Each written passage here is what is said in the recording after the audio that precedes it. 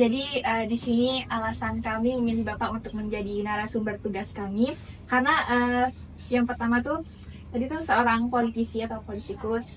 Nah, yang kedua sebagai pengusung partai untuk calon wakil wali kota di Kota Pangkal Pinang. Nah, tentunya pasti sudah memiliki banyak pengalaman dan pembelajaran terkait dunia politik. Baik, di sini kami memiliki 6 pertanyaan terkait 5W+1H yang sudah kami rangkum dan sudah kami kumpulkan. Apa sih itu kota kosong dalam konteks pemilu di Kota Pangkal Pinang tahun 2024? Dan mengapa fenomena ini bisa muncul? Jadi kota kosong sebenarnya adalah cara negara itu memberikan pilihan kepada masyarakat terkait dengan ketersetujuan pemilih atau masyarakat dalam memilih di dalam waktu pilkada. Jadi gini, ini kan hal yang baru dikenal di tahun 2015 mulainya fenomena kota kosong itu. Jadi ada satu waktu di tahun 2015 itu ternyata dalam satu daerah hanya ada satu peserta yang mendaftar dan lulus kualifikasi lah. Nah, bagaimana selanjutnya pemilu ini gitu? Kalau hanya ada satu kandidat, maka saat itu memang kebetulan digugat juga pasal terkait calon tunggal itu di Mahkamah Konstitusi. Kalau tidak salah keputusannya MK nomor 100 itu tahun 2015 atau 2016.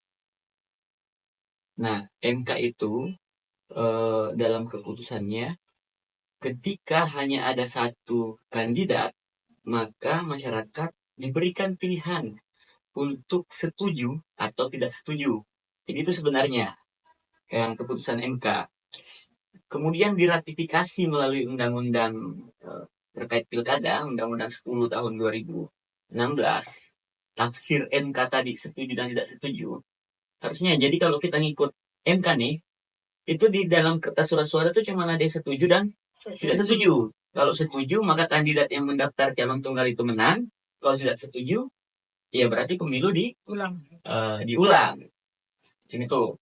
Nah, oleh Undang-Undang nomor 10 tahun 2016 terkait dengan pilkada, itu dijabarkan ulang. Jadi kandidat yang mendaftar dan kebetulan calon tunggal, itu dihadap-hadapkan dengan satu kolom kosong. Jadi itu nomenklatur di undang-undang. Kolom kosong plus lawan versus kandidat. Nah, ya pasangan calon, baik itu gubernur, wakil gubernur maupun bupati, wakil bupati dan wali kota dan wakil wali kota. Jadi sebenarnya asbabun nuzul ini yaitu setuju dan tidak setuju. Yang setuju dengan calon ya joblos calon. Yang tidak setuju dengan calon maka joblos kolom kosong. Metode saja yang ditafsirkan ulang di undang-undang. Itu pertanyaan pertama. Pertanyaan kedua, izin bertanya Pak, siapa saja sih pihak yang terlibat dalam yang terkena dampak dari pemilu kota kosong di Kota Pangkal Pinang? Ketika jadi di tahun 2024 ini pertama kalinya pilkada serentak nih di Indonesia. Hampir 540 lebih kabupaten kota plus 35 provinsi melakukan pilkada langsung. Di antara kabupaten dan provinsi tersebut ada satu provinsi yang calon tunggal melawan kota kosong otomatis. Kemudian ada 41 atau 43 daerah. Coba searching by lah di Google kalau hal itu kan. 41 atau 43 daerah yang melaksanakan kota kosong. Salah satu dari 41 atau 43 daerah tersebut adalah kota Pangkal Pinang. Jadi hadirnya calon tunggal ini kan ada proses, tidak ujuk-ujuk kemudian ya calon tunggal. Nah, ini kan mahasiswa politik, jadi agak susah nih. Syarat untuk memajukan calon wali kota di Pangkal Pinang saat itu sebelum ada keputusan MK itu adalah minimal memiliki 20% kursi DPRD. 20% kursi DPRD, karena kita ada 30 kursi di DPRD Kota Pangkal Pinang, maka 20%-nya adalah minimal berapa tuh? 6 ya. Minimal 6 kursi yang harus mengusung satu paket pasangan calon wali kota dan wakil wali kota.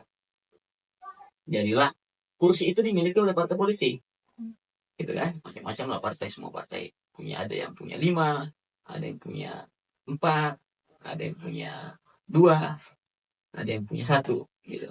Inti ya, kalau nggak nyampe 6, artinya kan harus gabungan partai politik. Dan di Pangkal Pinang tidak ada satupun partai politik yang bisa mengusung sendiri calon wali kotanya. Kenapa? Karena tidak ada yang mencapai 6. Kan begitu kursi. Nah, dalam perjalanannya hampir seluruh partai ini mengusung satu pasangan calon yang sama. Gitu, yaitu yang hadir hari ini. Incumbent atau petahana. Molen Akil dan Dr. Mas Agus Hakim. Tuh. Nah, siapa saja pelakunya? Ya, pelaku pertama pasti partai politik. Gitu. Yang memang menjadi syarat sah dukungan terkait dengan pasangan calon untuk maju berkontestasi. Kok nggak ada lagi orang lain? Ya, partai masing-masing partai itu punya mekanisme sendiri dalam melakukan pengusungan atau dukungan. Tapi beginilah, akhirnya salah satu residu dari demokrasi adalah kompetisi. Itulah. Bagi kita, setidaknya dalam pelaku politik ini ya, ada dua, paling tidak setidaknya ada 2 tahapan terkait dengan pilkada ini. Ada 2 level. Level pertama untuk calon untuk diusung itu memperebutkan partai politik tiket. Level kedua memperebutkan hati masyarakat. Di sanalah kemampuan calon-calon atau bakal calon ini diuji. Sanggup tak berkompetisi. Maka bagi kita, jika di level 1 saja, di level memperebutkan partai politik, tiket dalam tanda kutip, itu hanya ada 1 calon yang mampu untuk sampai di level itu, maka itulah esensi demokrasi. Artinya yang lain tidak kompetitif. Gitu kan? Sama dengan mahasiswa misalnya berbondong-bondong mau masuk UBB. Kan tidak seluruh orang yang daftar di UBB keterima kan? Chaos kan? Kalau semua keterima kan? Ya, di situ kan ada seleksi, ada kompetisi. Nah, kebenaran banyak faktor kemudian yang menghantarkan calon tunggal ini hanya akhirnya tunggal gitu. Misalnya dia tidak punya lawan ya, artinya yang lain-lain itu mungkin tidak melakukan tidak melakukan upaya-upaya yang serius. Akhirnya partai politik seluruh di Pangkal Pinang ini hanya mengusung pasangan Molen Akil dan Dr. Hakim gitu. Kok tidak ada alternatif lain sih? Kan putusan MK keluar tuh detik-detik terakhir sebelum pendaftaran ditutup. Tidak harus 6. Ya tadinya 6 kan? Cuma cukup 10% sudah bisa. Artinya 3 itu sudah bisa. Artinya ada partai politik yang kursinya 5 atau kursinya 4 itu bisa mencalonkan sendiri. Sebenarnya nggak tergantung lagi kayak partai lain. Kalau yang pertama ini kan dia tergantung. Ternyata keluar tuh putusan MK di tengah-tengah proses itu. Ya, dibilang terlambat, dibilang belum terlambat, sebenarnya bisa saja belum terlambat. Ada partai yang mengusung hal itu. Tapi entah mengapa partai yang tersisa itu juga urung untuk mengusung kandidat sendiri. Gitu. Nah, hemat saya selaku entitas politik yang pelaku lah ya, pelaku politik. Hemat saya adalah partai tidak mau terjebak dengan petualang-petualang politik. Kan ada juga tuh bakal calon yang numpang ngetop, ya kan? Cuman numpang pasang baliho, cuman keluar-keluar di media mau nyalon. Padahal sebenarnya tidak serius. Nah, keseriusan itu kan diukur melalui keseriusannya untuk mendaftarkan diri di partai politik, kemudian mengikuti semua proses yang ada di partai politik. Macam-macam, di setiap partai politik kan beda prosesinya. Ada yang mekanisme pendaftaran, ambil formulir, balikin formulir, kemudian ikut survei, kemudian wawancara, macam-macam. Gitu. Nah, bisa jadi parpol tidak mau terjebak dengan petualang-petualang politik itu. Itu yang pertama. Yang kedua, partai politik ini kan salah satu laboratorium untuk menapaki jenjang kepemimpinan daerah dan kepemimpinan nasional. Ya kan? Tidak bisa instan. Nah, salah satu filter untuk filter untuk tidak sembarang orang yang dapat menapaki kepemimpinan daerah itu adalah partai politik. Bayangkan saja kalau partai politik apa bahasa Bangka basing-basing sembarangan mengusung kandidat, kan kacau negara. Nah, di sana fungsi partai politik.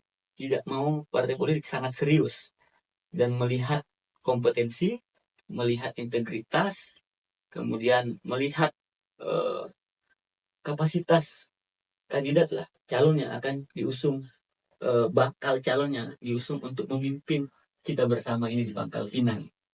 Gitu. Akhirnya hanya ada satu pasang. Ya itu ngapalah. Mungkin pandangan partai politik, partai saya, gitu ya. Baik. Kata orang ada yang lain. Ya kalau memang ada yang lain, kok dia gagal berkompetisi dan kemudian baru sekarang ini bersama-sama menunggangi misalnya relawan kota kosong untuk curhat politik gitu kan. Ini kan bagi kita di partai politik, teman-teman ini sama saja atlet yang tidak lolos kualifikasi tapi menuntut untuk ikut di final. Gitu loh. Padahal dia kan gagal di babak pertama, tapi menuntut untuk tampil di final dan jadi juara pula. Nah gitu.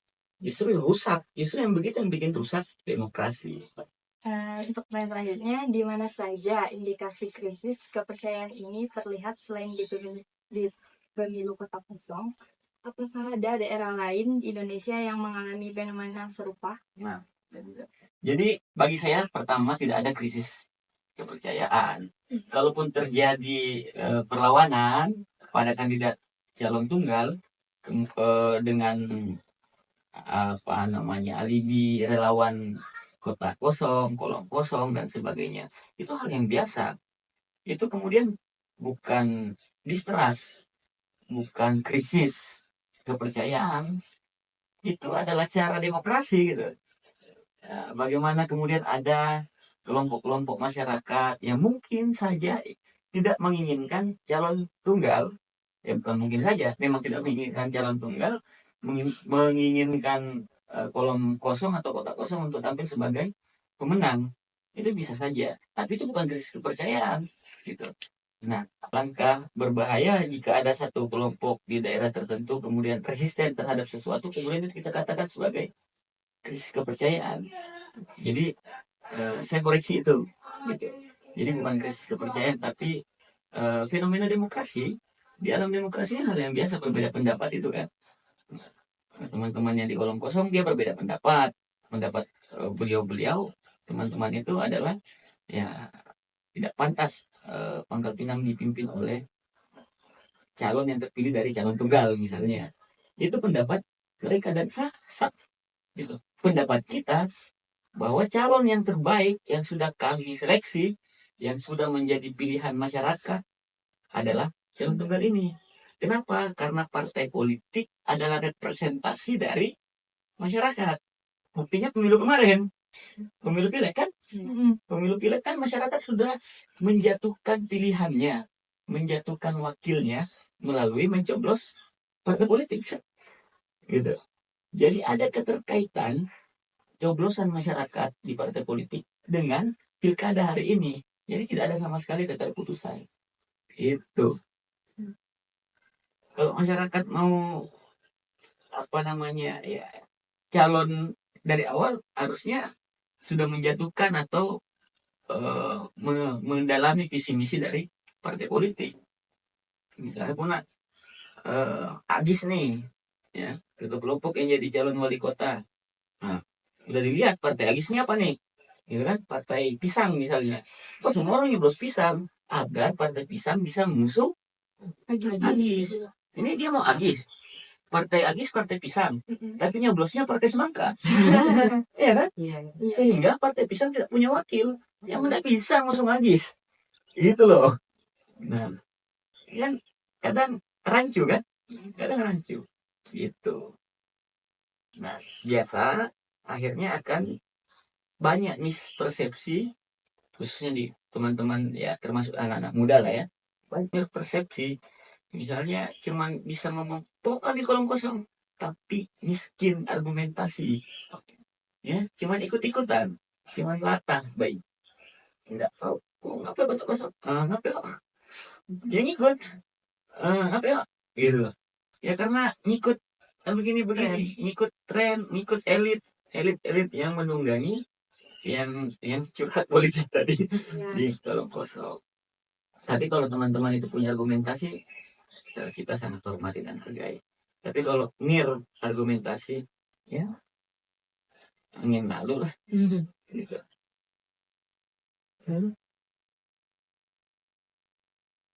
Calon tunggal menang nih. Artinya ya tidak ada krisis kepercayaan. Berarti masyarakat percaya ke sana gitu, ke calon tunggal. Kalau misalnya kolom kosong yang menang, ya berarti memang ada krisis kepercayaan terhadap kandidat calon tunggal ataupun partai politik kan begitu. Nah, sedangkan jika nanya ada gimana ya, gue nanya mana krisis kepercayaan gitu kan?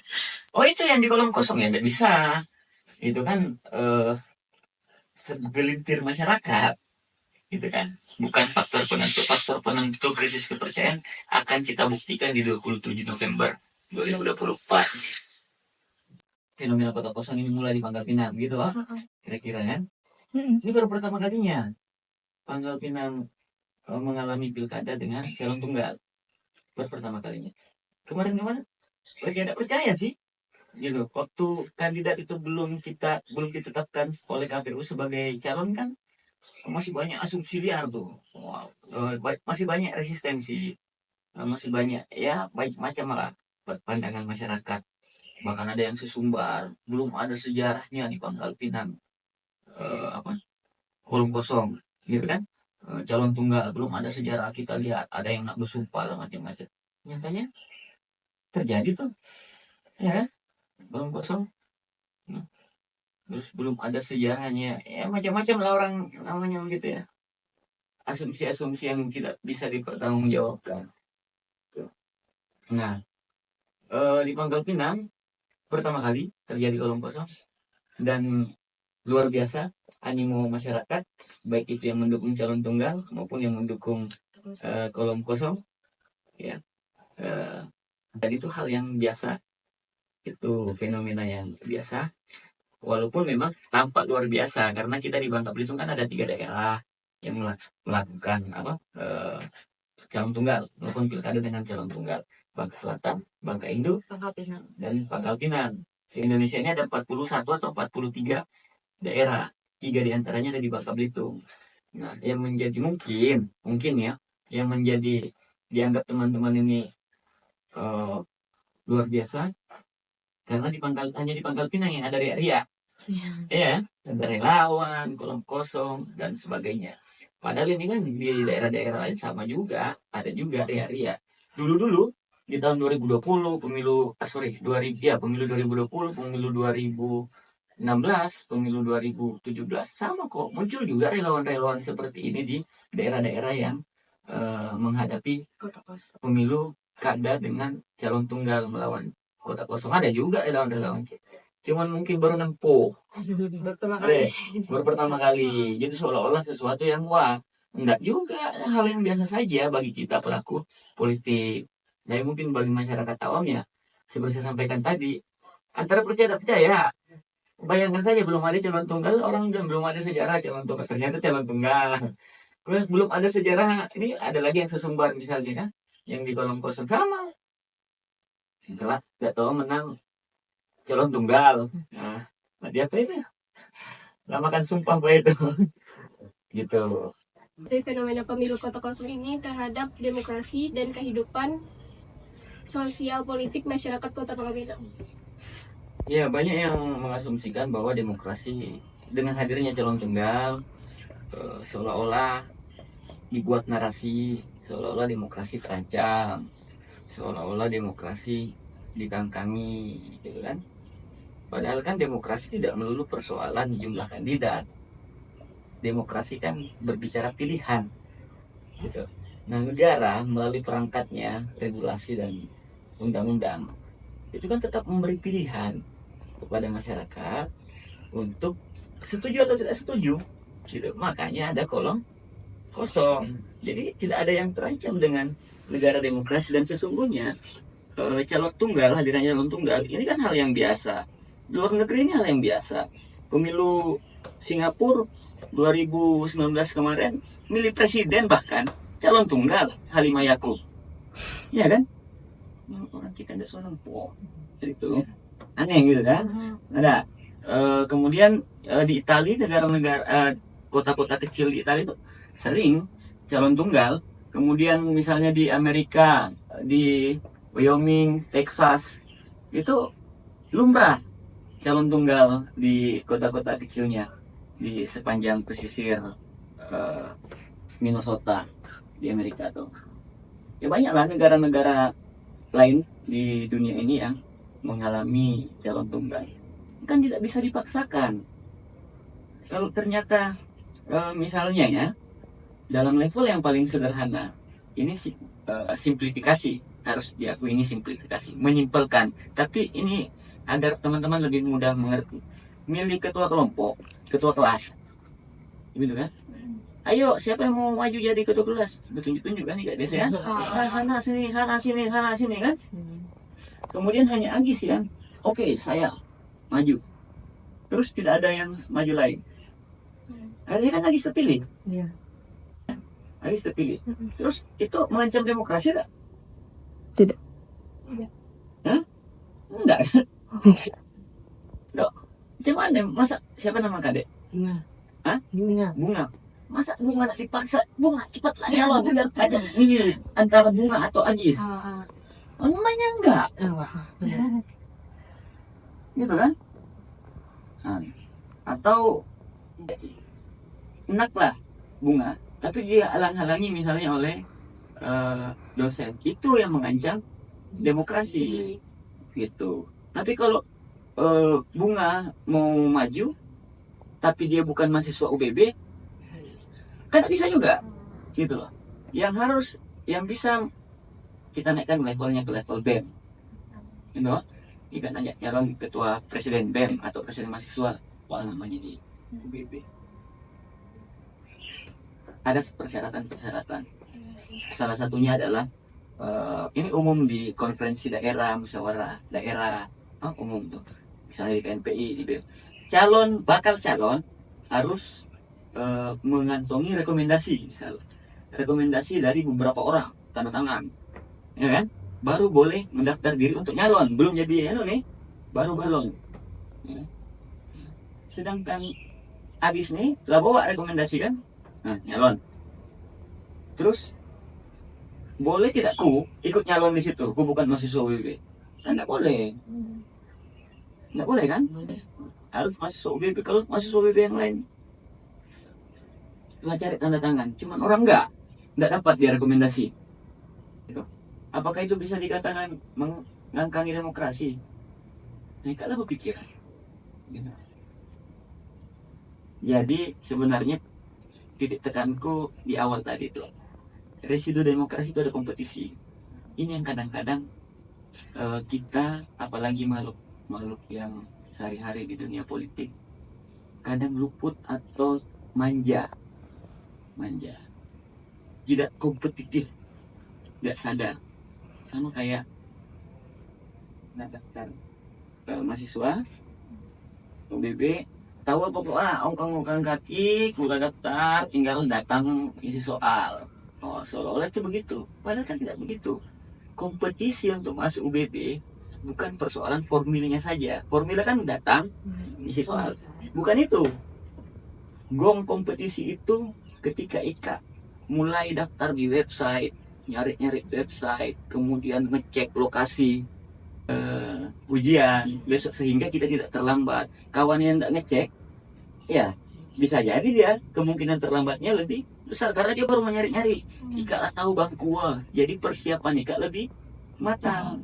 Nah, Molen Hakim ini persiapannya lebih matang, gitu loh kira-kira. Ya kan? Dia tahu, bukan kemudian nih kadang-kadang calon ini mau tahu-tahu lah nyalon. Kan bukan begitu.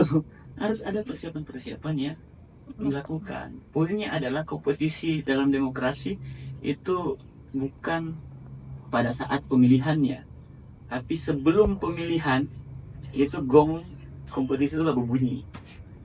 Lah harus ada langkah-langkah yang dilakukan. Ini kadang-kadang kita lebih sibuk pergi pasang baliho, cawe-cawe di media misalnya kan, dan padahal yang perlu dilakukan pertama kali tiket yang ada di partai politik sebagai rekomendasi dukungan dari partai politik itu dulu, karena itu syaratnya untuk maju. Nah, jadi di daerah satu juga kan sama mengalami hal kayak ini. Jadi lain. di daerah gitu calon tunggal melawan kota kosong. Nah, di komentar tuh dia tuh bilang dengan adanya kayak ini, jadi masyarakat tuh untuk memilih tuh apa ya, jadi lebih sempit lah ibaratnya. Iya. Karena mereka berharap tuh bakal ada calon-calon yang ibaratnya bisa mereka pilih lebih dari yang calon yang menyalonkan. Nah, menurut Bapak tuh gimana tuh pendatang? Mengulang, masyarakat itu kan sebenarnya sudah diberikan pilihan dari awal. Pilihan dari awal adalah pileg. Ada milih partai tadi. Kalau memang mau menjatuhkan pilihan, mau keberagaman, tentu masyarakat sudah mewakilkan dirinya, mewakilkan suaranya di partai politik lewat pileg kan. Nah, partai politik inilah yang mendukung calonnya, mendukung calon. Kok partai politik sebanyak ini partai politik cuma ngusung satu dua orang, gitu kan? Ya, partai politik itu filter kepemimpinan. Partai politik tidak mau menjajakan pilih calon-calon yang unqualified, gitu. Calon-calon yang belum kelase untuk jadi wali kota misalnya, atau dianggap ya masih harus banyak belajar dulu, gitu kan. Nah, di sana partai politik yang memfilter itu semua. Nah, masyarakat ingin diberikan pilihan orang, gitu kan. Ini persoalan yang katanya kan tadi kan, mau orang. Padahal demokrasi itu bukan persoalan milih orang, tapi persoalan independensi pilihan, gitu.